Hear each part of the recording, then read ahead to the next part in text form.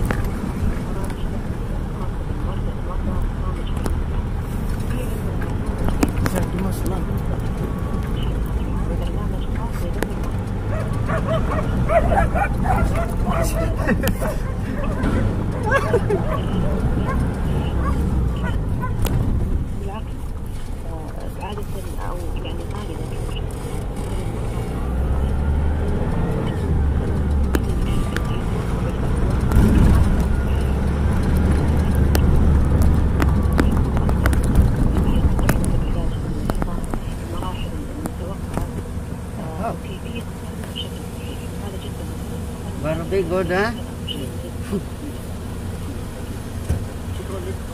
Too much long, 1 minute 46. 46? Yun, what's up? So nabuksan ko na siya. Ito yung ganyang brake pad. Yung brake pad niya ay medyo yan yung brake pad niya. So makapal pang konti, pero ito ay yung may may guide to. So naubos na yung guide niya. Na-open ko na siya. Ito yung kanya yoke. So manipis na yung kanyang thickness. So papa-orderan na natin. So ito yung kanyang brake drum. So na-damage na yung brake drum niya. So ang gagawin ko dito ay lilihain ko ng 1,000. At yung sa unahan ay na-okay na siya. Yung unahan niya, so naglagay ko na at nagpitan ko na yung tornilyo. So ito naman yung ating susunod. So lilihain ko muna to. So papa-orderan natin ng brake shoe. Yung kanyang sa unahan brake pad. Ito naman ay brake shoe. So papapalitan na natin o papa-order natin ngayon kasi mahina na yung nadadamage yung brake drum. So mahal pa naman yung brake drum. So ito na damage na. So lilihain ko na lang siya ng 1,000 para matanggal, magpantay siya. Yun, so babalik ko na siya. So pinarequestan ko lang siya ng brake shoe tapos brake pad. So one set na yon. So all around na naman. Ay nako, is lang hanggat nabubuhay, ganun talaga.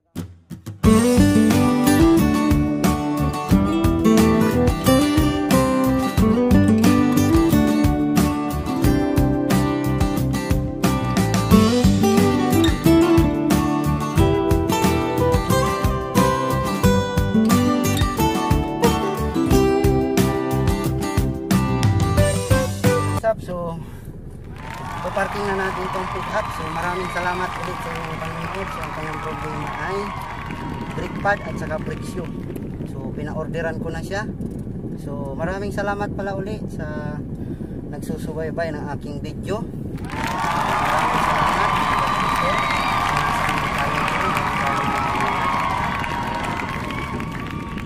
Ipaparking ko na to. So bago ang lahat pala, maraming salamat sa mga nagsusubscribe at nanonood. Thank you Lord. Thank you sa mga tao naniniwala.